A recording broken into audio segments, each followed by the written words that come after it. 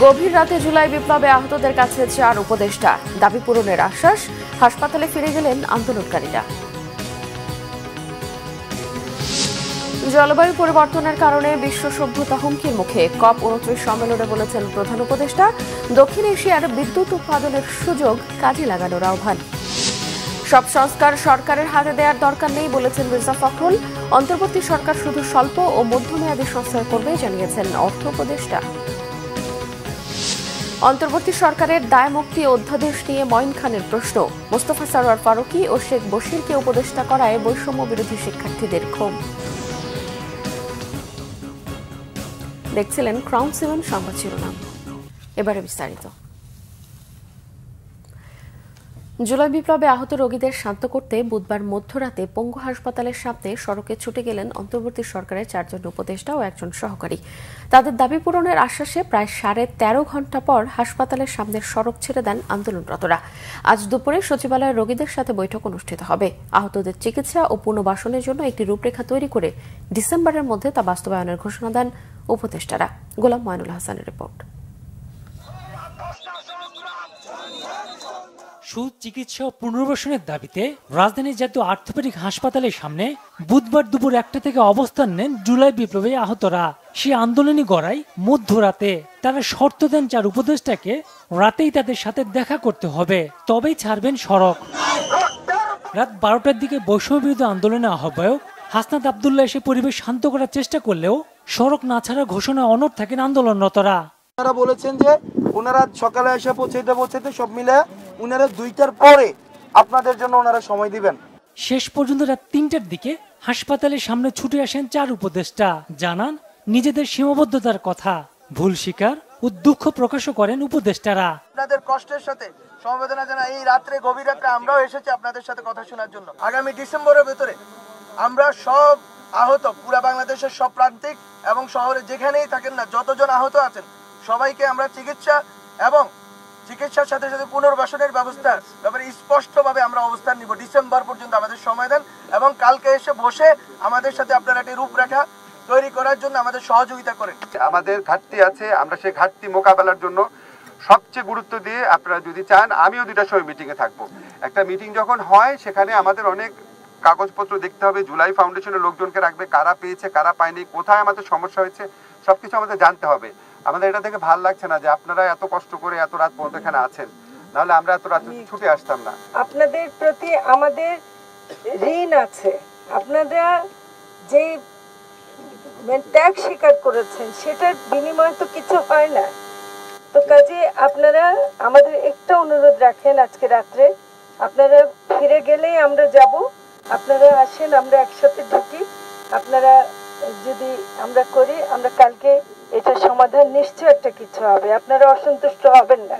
আমলাতান্ত্রিক জটিলতা হাসপাতাল সিন্ডিকেট সহ নানা পরিস্থিতির কারণে আহতদের কাঙ্ক্ষিত চিকিৎসা সেবা না মেলার কথাও জানান উপদেষ্টারা। বৃহস্পতিবার ক্যাবিনেট মিটিং হয়, আমাদের অন্যতম একটা এজেন্ডা থাকে এটা। আমলাতান্ত্রিক জটিলতা থেকে শুরু করে বিভিন্ন ধরনের হসপিটালগুলোতে সিন্ডিকেট থেকে শুরু করে বিভিন্ন ধরনের অব্যবস্থাপনা যেগুলো দীর্ঘদিন ধরে চলে আসতেছিল, সেটার জন্য চিকিৎসার অনেক ধরনের সমস্যা হয়েছে আপনাদের। এগুলো আমরা সব আপনাদের যত রকম অভিযোগ অথবা আপত্তি অথবা ভুল হয়েছে সবগুলো সমাধান করার জন্য আমরা আশ্বাস দিচ্ছি। আপনারা নিশ্চিত হতে পারেন 22,000-এর মধ্যে যাদের হাসপাতালে ভর্তি করা অথবা হাসপাতালের বাইরে রেখে শারীরিক মানসিক সকল ধরনের সহায়তা, চক্ষু, আমরা বিশেষ করে যে জায়গাগুলো বলছি এই জায়গাগুলোতে আমরা সর্বরকম মোটামুটিভাবে বলা যেতে পারে এই দেশের শ্রেষ্ঠ চিকিৎসার প্রাপ্তি নিশ্চিত করব আমরা। এরপর রোগীদের হাসপাতালে বেড পৌঁছে দিয়ে রাত 4:15টার দিকে উপদেষ্টারা হাসপাতাল ত্যাগ করেন। গোলাম মঈনুল হাসান, বাংলা ভিশন, ঢাকা। প্রধান উপদেষ্টা অধ্যাপক মোহাম্মদ ইউনূস বলেছেন, জলবায়ু পরিবর্তনের কারণে মানব সভ্যতা হুমকির মুখে, তাই টেকসই পৃথিবী গড়ে তুলতে ভিন্ন ধারার সভ্যতা গড়ে তোলার উপরও জোর দেন তিনি। গতকাল আজারবাইজানের রাজধানী বাকুতে জলবায়ু সম্মেলনে দেয়া ভাষণে অধ্যাপক ইউনূস এসব কথা বলেন। এদিকে সাইডলাইনে বিশ্ব স্বাস্থ্য সংস্থার আলোচনায় শান্তিতে নোবেলজয়ী অর্থনীতিবিদ বলেন, মাথাপিছু মাসে মাত্র $5 বিনিয়োগ করলে সবার জন্য টেকসই স্বাস্থ্যসেবা নিশ্চিত করা সম্ভব। এজন্য বিশ্বের ওষুধ কোম্পানিগুলোকে সামাজিক ব্যবসার আওতায় আনার পরামর্শ দেন ডক্টর ইউনূস। আজারবাইজানের বাকু থেকে বিস্তারিত জানাচ্ছেন জিয়াউল হক সবুজ। মিনি ইউরোপ খ্যাত আজারবাইজানের বাকুতে চলছে বিশ্ব জলবায়ু সম্মেলন। ২৯তম আসরের তৃতীয় দিনেও ব্যস্ত সময় পার করেছেন অন্তর্বর্তী সরকারের প্রধান উপদেষ্টা ডক্টর মোহাম্মদ ইউনূস। সম্মেলনের মূল অধিবেশন সরকার ও রাষ্ট্রপ্রধানদের আলোচনায় অংশ নেন নোবেলজয়ী এই অধ্যাপক। এ সময় তিনি জলবায়ুর বিপর্যয়কে সাদা চোখে না দেখে ভিন্ন দৃষ্টিতে দেখার আহ্বান জানান। জলবায়ুর পরিবর্তনের কারণে ধ্বংস হতে যাওয়া পরিবেশের নিরাপত্তায় বিশ্ব নেতাদের কার্বনমুক্ত ভিন্ন ধারার জীবনযাত্রা গড়ার তাগিদ দেন doctor Mohammad Yunus. In order to survive, we need to create another civilization, another culture, a counterculture which is based on a different lifestyle. It will be based on zero waste. It will limit consumption to essential needs, leaving no residual waste. This lifestyle will also be based on zero carbon, no fossil fuel, only renewables. জলবায়ু সংকটের তীব্রতা থেকে রেহাই পেতে তেল, gas, কয়লার মতো জীবাশ্ম জ্বালানির ব্যবহার বন্ধ করে নবায়নযোগ্য জ্বালানি ব্যবহারে বিশ্ব নেতাদের প্রতি আহ্বান জানান অন্তর্বর্তী সরকার প্রধান। We have chosen a lifestyle which works against the environment. We justify this with an economic framework which is considered as natural as the planetary system. That economic framework thrives on limitless consumption. পরে বিশ্ব স্বাস্থ্য সংস্থার এক আলোচনায় অংশ নেন doctor Mohammad Yunus. বিশ্ববাসীর জন্য সর্বজনীন টেকসই স্বাস্থ্যসেবা নিশ্চিতে ওষুধ কোম্পানিগুলোকে সামাজিক ব্যবসার আওতায় আনার পরামর্শ দেন তিনি। So please think, that's the power. And when we are coming to healthcare, that's the message that I give. We can solve all the healthcare problem in the world. Simply, we are still stuck with the old ways of thinking about the healthcare. The technology that we have in the healthcare today is good enough to make things happen in the world. এদিকে সম্মেলনের ফাঁকে বিভিন্ন stall ও pavilion ঘুরে দেখেন doctor Mohammad Yunus. কথা বলেন বিভিন্ন দেশের সরকার এবং আন্তর্জাতিক সংস্থার প্রতিনিধিদের সঙ্গেও। এ সময় নোবেলজয়ী এই অধ্যাপককে এক নজর দেখা ও ছবি তোলার জন্য ভিড় করেন অনেকে। জলবায়ু পরিবর্তনের ক্ষতি মোকাবেলায় ২০৩০ সাল নাগাদ অন্তত ১৭০ বিলিয়ন মার্কিন ডলার প্রয়োজন, এমনটাই ধারণা করছে বিভিন্ন আন্তর্জাতিক ব্যাংক ও সংস্থাগুলো। যদিও অন্যরা বলছে এই সংখ্যা অন্তত ৪০০ বিলিয়ন ডলারে উন্নীত করা প্রয়োজন। তবে এর চাইতেও বড় জরুরি বিষয় হচ্ছে তেল, গ্যাস বা কয়লার মতো জীবাশ্ম জ্বালানির ব্যবহার একেবারে বন্ধ করা। তা না হলে কার্বন নিঃসরণের ক্ষতিকর প্রভাব থেকে গোটা বিশ্বকে রক্ষা করা কঠিন হয়ে পড়বে। Ziaul Haque Sabuj, Bangla vision, Baku, Azerbaijan. BNP chairperson Begum Khaleda Zia ও দলের ভারপ্রাপ্ত চেয়ারম্যান তারেক রহমানের বিরুদ্ধে আইসিটি আইনের মামলা বাতিল করেছে হাইকোর্ট। একই সঙ্গে বিএনপি নেতা শহীদুদ্দিন চৌধুরী আইনের বিরুদ্ধে ৬ মামলাও বাতিল করেছে হাইকোর্ট। বিচারপতি এ.কে.এম. আসাদুজ্জামান ও বিচারপতি সৈয়দ রিফাত হোসেনের সমন্বয়ে গঠিত হাইকোর্ট বেঞ্চ গতকাল এই রায় দেন। আদালতে খালেদা জিয়া ও তারেক রহমানের পক্ষে শুনানি করেন ব্যারিস্টার চৌধুরী ইশরাক আহমেদ সিদ্দিকী। তিনি বলেন, খালেদা জিয়া ও তারেক রহমানকে হয়রানি করতেই চট্টগ্রামের আদালতে এই মামলা দায়ের করা হয়েছিল। মামলার বিষয়বস্তুর সঙ্গে আসামিদের কোনো সংশ্লিষ্টতা নেই। দীর্ঘদিনেও আসামিদের বিরুদ্ধে কোনো তথ্য প্রমাণ হাজির করতে পারেনি বাদী। শুধুমাত্র রাজনৈতিক হয়রানির উদ্দেশ্যেই খালেদা জিয়া ও তারেক রহমানের বিরুদ্ধে এই মামলা দায়ের করা হয়েছে। শুনানি শেষে আদালতে খালেদা জিয়া ও তারেক রহমানকে এই মামলা থেকে অব্যাহতি দেওয়া হয়। বিএনপি মহাসচিব মির্জা ফখরুল ইসলাম আলমগীর বলেছেন, সব সংস্কারে অন্তর্বর্তী সরকারের হাতে দেওয়ার দরকার নেই। গতকাল ঠাকুরগাঁওয়ে কালীবাড়ি এলাকায় নিজ বাসভবনে সাংবাদিকদের সাথে আলাপকালে আগামী নির্বাচন নিয়ে শঙ্কা প্রকাশ করেন বিএনপি মহাসচিব। এ সময় অন্তর্বর্তীকালীন সরকার এখন পর্যন্ত কোনো রোডম্যাপ দেয়নি বলেও অভিযোগ করেন তিনি। বলেন, নির্বাচন ব্যবস্থাকে সংস্কার করার জন্য একটি কমিটি করার পাশাপাশি রাজনৈতিক দলগুলোর মতামত জানতে অন্তর্বর্তী সরকারের পক্ষ থেকে চিঠি দেওয়া হয়েছে। আওয়ামী লীগের সমালোচনা ও জাতীয় ঐক্য নিয়েও কথা বলেন মির্জা ফখরুল। এর আগে ঠাকুরগাঁও জেলা বিএনপির দলীয় কার্যালয়ে ভিত্তিপ্রস্তর স্থাপন করেন বিএনপি মহাসচিব। সবচেয়ে জরুরি যে জিনিসটা প্রয়োজন সেই জিনিসটা হচ্ছে যে একটি একদম অবাধ, নিরপেক্ষ, সকলের কাছে গ্রহণযোগ্য একটি নিরপেক্ষ নির্বাচন। এবং সেই নিরপেক্ষ নির্বাচনের পূর্বে নির্বাচন ব্যবস্থাকে সেই নির্বাচনের জন্য উপযোগী করে তোলার জন্য, লেভেল প্লেইং ফিল্ড তৈরি করার জন্য, তার জন্য উপযোগী করে তোলা, সেই বিষয়গুলো আমরা বলেছি। সেই সংস্কারগুলো দ্রুত করা প্রয়োজন দেশের রাজনৈতিক সংকট মোকাবেলা, অর্থনৈতিক সংকট মোকাবেলা সব কিছুর জন্য এখন একটা নির্বাচিত সরকার, নির্বাচিত পার্লামেন্ট অত্যন্ত জরুরি। অর্থ উপদেষ্টা ডক্টর সালেউদ্দিন আহমেদ বলেছেন, দীর্ঘমেয়াদী সংস্কার রাজনীতিবিদদেরকেই করতে হবে। গতকাল PKSF দিবসের আলোচনা সভায় তিনি এসব কথা বলেন। অর্থ উপদেষ্টা বলেন, অন্তর্বর্তী সরকার শুধু স্বল্প ও মধ্যমেয়াদী সংস্কার করবে, একটা পথরেখা তৈরি করে দেবে, তবে এই পথ এগিয়ে নিতে হবে রাজনীতিবিদদেরকেই। এই পথ এড়ানো কোনোভাবেই ঠিক হবে না বলেও স্মরণ করিয়ে দেন তিনি। ডক্টর সালেউদ্দিন আহমেদ আরও বলেন, দেশের অর্থনীতির ক্ষতটা অনেক গভীর, সব জায়গায় বিশৃঙ্খলায় ভরা। দ্রব্যমূল্য নিয়ে অধৈর্য না হওয়ারও পরামর্শ তার। বলেন, দেশে ভালো প্রতিষ্ঠানের অভাব, সুন্দর ভবন আছে, কিন্তু স্বচ্ছতা ও জবাবদিহিতার অভাব। তবে সমাজের সবাই ইতিবাচকভাবে সাড়া দিচ্ছে, এটাই আশার কথা বলেও মত তার। বিশ্বব্যাংক ও IMF সহ সবাই বাংলাদেশের ব্যাপারে ইতিবাচক মনোভাব পোষণ করছে বলেও জানান অর্থ উপদেষ্টা। সংস্কার করতে চেষ্টা করছি, সংস্কার আগেও বলেছি, কিন্তু শর্ট টার্ম কিছু আমরা করব, মিড টার্ম, লং টার্মগুলো পলিটিক্যাল সে তা করবে।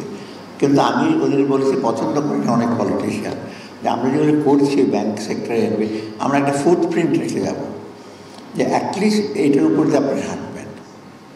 আমাদের ফুটপ্রিন্টটা মুছে দিয়ে আবার নতুন করে হাঁটবেন, যেটা পলিটিক্যাল গভর্নমেন্টের বেশি। আগে কী করেছে সব রেখে দাও, আমরা নতুন করে শুরু করবো। ডেড ওয়েট লস, সমস্ত ইনভেস্টমেন্টগুলো নষ্ট হয়। আমরা বলেছি, এক পলিটিশিয়ান বলেছেন, ঠিক আছে দেখি, আমরা না, আপনারা আমাদের ফুটপ্রিন্টটা অ্যাভয়েড করতে পারবেন না, কারণ আমরা যেটা করব জনগণের ভালোর জন্য, জনগণই আপনাদের চাপ দেবে, আমরা আমাদের কিছু করবো না, কারণ মানুষের উপর এটা ওনারা করেছিলেন। Why don't you continue it? BNP চেয়ারপারসনের উপদেষ্টা আব্দুস সালাম বলেছেন, কেবল রাজনৈতিক কারণেই ঢাকা সিটিকে দুই ভাগে বিভক্ত করেছিল শেখ হাসিনা। পুরনো ঢাকার মানুষের টাকায় উত্তর সিটি কর্পোরেশন সাজিয়ে দক্ষিণ সিটির মানুষের সাথে অবিচার করা হয়েছে বলেও মন্তব্য করেন তিনি। অবিভক্ত ঢাকার সর্বশেষ মেয়র সাদেক হোসেন খোকার পঞ্চম মৃত্যুবার্ষিকী উপলক্ষে গতকাল দোয়া ও স্মরণ সভায় তিনি এসব কথা বলেন। আব্দুস সালাম বলেন, খুব অল্প বয়সে শেখ হাসিনাকে পরাজিত করে সংসদ সদস্য নির্বাচিত হয়েছিলেন সাদেক হোসেন খোকা।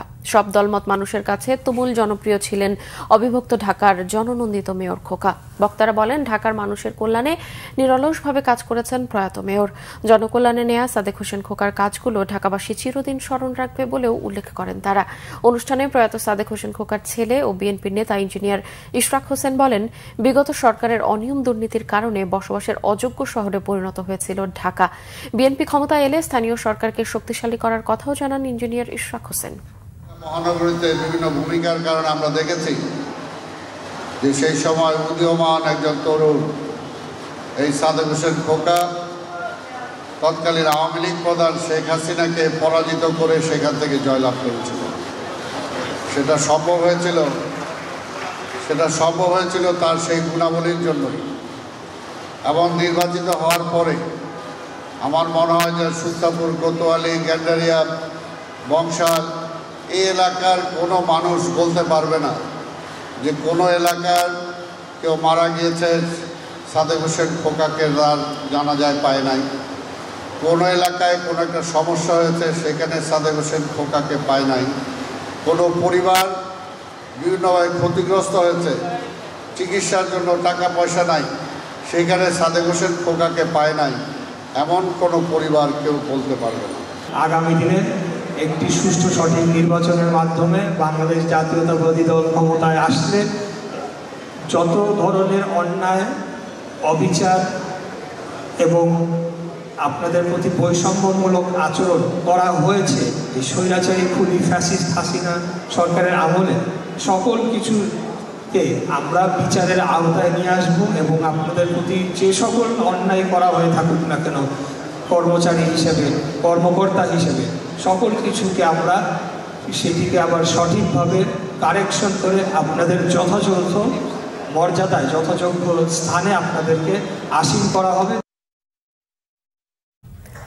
বৈধতার জন্য অন্তর্বর্তী সরকারের ইনডেমনিটি অধ্যাদেশের প্রয়োজনীয়তা নিয়ে প্রশ্ন তুলেছে বিএনপি। দলটির স্থায়ী কমিটির সদস্য ডক্টর মঈন খান বলেন, সকল রাজনৈতিক দল অন্তর্বর্তী সরকারকে বৈধতা দিয়েছে, তাহলে কোন অপরাধ গোপন করতে এই পথে হাঁটছে সরকার? রাজনৈতিক দলের কারণেই ছাত্র জনতার অভ্যুত্থান সফল হয়েছে বলে জানিয়েছেন নেতারা। রিপোর্ট ফরুক বাবুর। ছাত্র জনতা বিপ্লবের ১০০ দিন উপলক্ষে আয়োজিত সেমিনারে অন্তর্বর্তী সরকারের ভূমিকা নিয়ে প্রশ্ন উঠেছে। ছাত্র শিক্ষক পেশাজীবী ও রাজনৈতিক দলের নেতারা বর্তমান সরকারের উদ্দেশ্য ও কর্মকাণ্ডে অসন্তুষ্ট। দেশ ও জনগণের কল্যাণে অন্তর্বর্তী সরকার কতটা ভূমিকা রাখবে তা নিয়েও সংশয় প্রকাশ করা হয় সেমিনারে। মুক্তিযুদ্ধের ইতিহাসে শেখ মুজিবকে এককভাবে নায়ক সাজানোর মতো 2024-এর গণ অভ্যুত্থানে মাস্টার মাইন্ড শব্দ ব্যবহার করে ইতিহাস বিকৃতির চেষ্টা হচ্ছে, এমন অভিযোগ ছাত্র শিক্ষকদের। সংস্কারের কোনো তেমন ভিজিবিলিটি আমাদের সামনে নাই। সেমিনারে বিভিন্ন দলের নেতারা বলেন, রাজনৈতিক দলগুলোর কারণেই ছাত্র জনতার আন্দোলন সফল হয়েছে। কারফিউ ভেঙে সড়কে নামা মানুষগুলো দলীয় কর্মী বলেও জানান তারা। আন্দোলনে কি হয়েছে সেটা তো আমি জানি। এখন আমাকে যদি বলেন যে রাজনৈতিক দলগুলোর কোনো ভূমিকা নাই, তাহলে তো আসলে আমি অন্তত মানতে পারবো না। একটা ছোট আকারের সরকার, যাদের কোনো বিরাট রাজনৈতিক সংগঠন নাই, রাজনৈতিক দলগুলি তাদের সমর্থনের ভিত্তি, কিন্তু তারা এমনভাবে সরকারটা পরিচালনা করছেন যেখানে পলিটিক্যাল পার্টি যারা তার সমর্থনের ভিত্তি, তার সাথে তারা সম্পর্ক রক্ষা করছেন না। প্রফেসর ইউনূস তিনি প্রথম দিনে আমাদেরকে মনে করিয়ে দিলেন তিনি ছাত্রদের দ্বারা তিনি হচ্ছেন নিযুক্ত। বৃহত্তর জনসমাজ এমনকি রাজনৈতিক দলগুলো তাদেরকে তিনি একভাবে খারিজ করে দিলেন। অন্তর্বর্তী সরকার রাজনৈতিক দলগুলোকে এড়িয়ে চলছে, এমন অভিযোগ তুলে নাগরিক ঐক্যের সভাপতি মাহমুদুর রহমান মান্না বলেন, আওয়ামী লীগের মতো এই সরকারের সমালোচনা করা যাচ্ছে না। কোনো জবাবদিহি নাই, ওই একই সমস্যা। আপনি কাউকে জিজ্ঞেস করতে পারবেন না, কেউ বলবে না। আর যিনি প্রধান উপদেষ্টা তাকে তো জিজ্ঞেস করা যায় না, সবসময় পাওয়া যায় না। অন্যান্য উপদেষ্টাদের ফোন করলে ওনারাও খুব বিজি, এখন তারাও ফোন ধরেন না, ফোন ব্যক্ত করেনই না। তারপরেও যদি কোনো সময় পাওয়া যায়, জিজ্ঞেস করলে তারা এরকম করে বলেন যে ওতে স্যাটিসফাইড হওয়ার কোনো জায়গা থাকে না। এদিকে বিএনপির স্থায়ী কমিটির সদস্য ডক্টর মঈন খান বলেছেন, অন্তর্বর্তী সরকারের বৈধতা ও কর্মকাণ্ড নিয়ে কেউ যাতে প্রশ্ন তুলতে না পারে সেজন্য অধ্যাদেশ জারির উদ্যোগ জনগণ ভালোভাবে মেনে নেবে না। তারা তো আইনের শক্তিতে আজকে সরকারেরই, তারা জনগণের শক্তিতে আজকে ক্ষমতায় রয়েছে। এবং 100 দিন এই প্রশ্ন যদি না উঠে থাকে যে এটা আইনসঙ্গত কি আইনসঙ্গত নয়, কেননা কেউ যুক্তিযুক্তভাবে প্রশ্ন তুলতে পারেনি, তাহলে আজকের সরকার কেন এই ইনডেমনিটি আইনের দিকে ধাবিত হচ্ছে? তাদের মনে এই ভয়টা কেন ঢুকলো যে তাদেরকে একটি ইনডেমনিটি অ্যাক্ট করে তাদের নিরাপত্তা বিধান করতে হবে? গণহত্যার অপরাধে আওয়ামী লীগ নামটি নিষিদ্ধের দাবি জানান বিভিন্ন দলের নেতারা। ফররুখ বাবু, বাংলা ভিশন, ঢাকা। ছাত্র জনতার অংশীদারিত্ববিহীন সিদ্ধান্তে উপদেষ্টা পরিষদে ফ্যাসিস্টদের দোসর মোস্তফা সরওয়ার ফারুকী এবং শেখ বশিরকে উপদেষ্টা নিয়োগে শহীদদের রক্তের সাথে বেইমানি এবং জুলাই বিপ্লবের স্পিরিট পরিপন্থী বলে জানিয়েছেন বৈষম্য বিরোধী ছাত্র আন্দোলনের একাংশের সম্মিলিত বেসরকারি বিশ্ববিদ্যালয়। বুধবার বিকেলে রাজধানীর জাতীয় প্রেস ক্লাবে এক সংবাদ সম্মেলনে ওই দুইজনকে উপদেষ্টা পরিষদ থেকে অপসারণের পাশাপাশি আগামীতে এমন কোনো ব্যক্তিকে নিয়োগ না দেওয়ারও দাবি জানান তারা। দেশের সার্বিক বিষয়ে সিদ্ধান্তে অন্তর্বর্তীকালীন সরকার এবং উপদেষ্টারা ছাত্র প্রতিনিধিদের সাথে যোগাযোগ রক্ষা করতে ব্যর্থ হয়েছেন বলেও মন্তব্য করেন তারা। সামগ্রিক পরিস্থিতি বিবেচনায় সম্মিলিত বেসরকারি বিশ্ববিদ্যালয়ের শিক্ষার্থীদের রাষ্ট্রযন্ত্রে অংশগ্রহণ নিশ্চিত করা সহ 12 দফা দাবি জানান তারা। এ সময় প্রাইভেট বিশ্ববিদ্যালয়গুলোতে 15% আরোপিত ভ্যাট প্রত্যাহার সহ সংবিধানের পুনর্লিখন ও সংস্কারের কথাও বলেন ছাত্র প্রতিনিধিরা। সেটা আসলে সময়ের কারণেই হচ্ছে। মোস্তফা সরওয়ার ফারুকী এবং শেখ বশিরকে স্থান দেয়া হয়েছে, যা শহীদের রক্তের সাথে স্পষ্ট বেইমানি ও গাদ্দারি এবং জুলাই বিপ্লবের স্পিরিট পরিপন্থী। জুলাই বিপ্লবের স্পিরিটকে ধারণ করে না এমন ব্যক্তিদের উপদেষ্টা পরিষদ থেকে অপসারণ করতে হবে এবং আগামীতে এমন কোনো ব্যক্তিকে নিয়োগ দেয়া যাবে না। পরবর্তী সময় থেকে দেশের সার্বিক পরিস্থিতি বিবেচনায় সিদ্ধান্ত নেয়ার ক্ষেত্রে ছাত্র প্রতিনিধিদের অংশগ্রহণ অবশ্যই নিশ্চিত করতে হবে। রাষ্ট্রযন্ত্রে বেসরকারি বিশ্ববিদ্যালয়ের ছাত্র প্রতিনিধিদের অংশগ্রহণ অবশ্যই নিশ্চিত করতে হবে। বাংলা একাডেমি আর সোহরাওয়ার্দী উদ্যান মিলিয়ে আগের মতোই বইমেলার আয়োজন হচ্ছে বলে জানিয়েছেন সংস্কৃতি বিষয়ক উপদেষ্টা মোস্তফা সরওয়ার ফারুকী। বুধবার সচিবালয়ে এক ব্রিফিংয়ে তিনি এই তথ্য জানান। সংস্কৃতি বিষয়ক উপদেষ্টা আরও জানান, গ্রুপ থিয়েটার ফেডারেশনের সাথে সৃষ্ট ভুল বোঝাবুঝি দূর হয়েছে। আগামী 15 নভেম্বর সারা দেশে গ্রুপ থিয়েটারের প্রতিবাদ কর্মসূচিও স্থগিত করেছেন তারা। তবে নাট্যকর্মীদের দায়িত্বশীল আচরণেরও আহ্বান জানান সংস্কৃতি উপদেষ্টা। জুলাই বিপ্লবের ন্যারেশন দাঁড় করানো এখন সংস্কৃতি মন্ত্রণালয়ের দায়িত্ব বলে মন্তব্য করেন মোস্তফা সরওয়ার ফারুকী। তিনি জানান, জাতি ধর্ম বর্ণ নির্বিশেষে সবার মেলবন্ধনের চিত্র তুলে ধরার পাশাপাশি পতিত স্বৈরাচার মুক্তিযুদ্ধের চেতনার কথা বলে কিভাবে গুম খুন ও দুর্নীতি করেছিল তাও তুলে ধরা হবে। বইমেলা আশা করা যায় যেখানে হতো সেখানে হবে এবং সুন্দর আয়োজনে হবে এবং কোনো ধরনের ঝামেলা হবে না। যে বাংলাদেশ বহু ধর্ম, বহু ভাষা, বহু জাতিগোষ্ঠী এক জায়গায় থাকে এবং আমাদের একটা সম্প্রীতির কথা বলে এবং আমাদের সম্পর্কে যে নানান উল্টাপাল্টা ন্যারেটিভ তৈরি করা হচ্ছে বাইরে, সেই ন্যারেটিভগুলো স্ট্রংলি কাউন্টার করা এটা আমার কাজ। দ্বিতীয় একটা মেজর কাজ হচ্ছে গত 15 বছর মুক্তিযুদ্ধের চেতনার চাদরে ঢেকে কিভাবে দুঃশাসনকে জায়েজ করা হয়েছে, কিভাবে গুম খুনকে জায়েজ করা হয়েছে, ব্যাংক লুটকে জায়েজ করা হয়েছে। আপনি দেখেন এখন আর 10 কোটি টাকার কোনো খেলা নাই, দুর্নীতি সব 1000 কোটি থেকে শুরু হয়। সো এই গল্পগুলো মানুষের কাছে তুলে ধরতে হবে। ঐতিহ্য মেনে বিদায়ী প্রেসিডেন্ট জো বাইডেনের আমন্ত্রণে হোয়াইট হাউস সফর করেছেন নবনির্বাচিত প্রেসিডেন্ট ডোনাল্ড ট্রাম্প। নির্ঝঞ্ঝাটে নতুন প্রেসিডেন্টের কাছে ক্ষমতা হস্তান্তর হবে বলেও আশ্বস্ত করেছেন বাইডেন। বাইডেনের আমন্ত্রণে বৃহস্পতিবার হোয়াইট হাউসে গিয়ে প্রায় 2 ঘণ্টা কাটিয়েছেন ট্রাম্প। ওভাল অফিসে সাংবাদিকদের সামনে শুভেচ্ছা বিনিময় করে হাত মেলান রাজনৈতিক কারণে চরম বৈরী দুই নেতা। ট্রাম্পকে হোয়াইট হাউসে পুনরায় স্বাগত জানিয়ে কথোপকথনটা শুরু করেন বাইডেন। ঝামেলাহীনভাবেই ক্ষমতা হস্তান্তর আর হোয়াইট হাউসকে ট্রাম্পের বসবাসের উপযোগী করে রেখে যেতে সামর্থ্যের সবটুকু করা হবে বলে আশ্বস্ত করেন বিদায়ী প্রেসিডেন্ট। এই সুন্দর বিশ্বে রাজনৈতিক কারণে কখনো কখনো কঠিন পরিস্থিতির সৃষ্টি হয় উল্লেখ করে ট্রাম্প সুচারুভাবে ক্ষমতা হস্তান্তরে গুরুত্ব আরোপ করেন। এই সফরে ট্রাম্পের সাথে ছিলেন না স্ত্রী Melania Trump. First lady Jill Biden শুভেচ্ছা বিনিময় করে মেলানিয়ার জন্য একটি চিঠি ট্রাম্পের হাতে তুলে দিয়েছেন। এদিকে নিয়মিত সংবাদ সম্মেলনে হোয়াইট হাউসের মুখপাত্র বলেছেন, খুবই সৌহার্দ্যপূর্ণ পরিবেশে বৈঠক করেছেন বাইডেন ও ট্রাম্প। জাতীয় নিরাপত্তা আর প্রশাসনের নীতি নিয়ে কথা বলেছেন তারা। জনগণের উদ্দেশ্যে বাইডেনের বক্তব্য তুলে ধরে মুখপাত্র জানান, জনরায়ের প্রতি সম্মান জানিয়ে সুষ্ঠুভাবে ক্ষমতা হস্তান্তরের সর্বোচ্চ গুরুত্ব আরোপ করেছে বর্তমান প্রশাসন।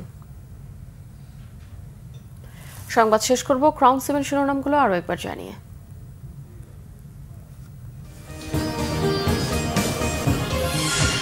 গভীর রাতে জুলাই বিপ্লবে আহতদের কাছে 4 উপদেষ্টা, দাবি পূরণের আশ্বাস, হাসপাতালে ফিরে গেলেন আন্দোলনকারীরা। জলবায়ু পরিবর্তনের কারণে বিশ্ব সভ্যতা হুমকির মুখে COP29 সম্মেলনে বলেছেন প্রধান উপদেষ্টা। দক্ষিণ এশিয়ার বিদ্যুৎ উৎপাদনের সুযোগ কাজে লাগানোর আহ্বান। সব সংস্কারে সরকারের হাত দেওয়ার দরকার নেই বলেছেন মির্জা ফখরুল। অন্তর্বর্তী সরকার শুধু স্বল্প ও মধ্যমেয়াদী সংস্কার করবে জানিয়েছেন অর্থ উপদেষ্টা। অন্তর্বর্তী সরকারের দায় মুক্তি অধ্যাদেশ নিয়ে মঈন খানের প্রশ্ন। মোস্তফা সরওয়ার ফারুকী ও শেখ বশিরকে উপদেষ্টা করায় বৈষম্য বিরোধী শিক্ষার্থীদের ক্ষোভ। দর্শক, এই ছিল এখনকার মতো। পরের সংবাদ সকাল 10টায়, এর আগে সকাল 9টায় রয়েছে নিউজ টপ 10 দেখার আমন্ত্রণ রইল।